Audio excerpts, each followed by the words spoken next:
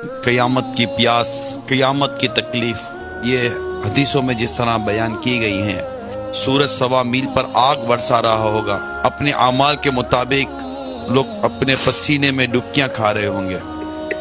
اگر اللہ ناراض ہوا، اس کے پیارے حبیب صلی اللہ تعالی علیہ وآلہ وسلم روٹ گئے، تو قیامت کے روز ہمارا کیا بنے گا؟ جس روز اللہ کی عرش کے سائے کے علاوہ کوئی سایہ نہ ہوگا، اور سورج 1.25 میل پر آگ برسا رہا ہوگا، زبان سوکھ کر کانٹا ہو رہی ہوگی۔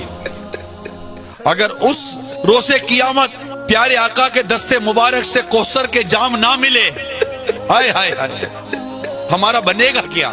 جس روز مجرم الگ کر دیے جائیں گے نیکوکاروں سے، 1000 میں سے 999 مجرم الگ کر دیے جائیں گے۔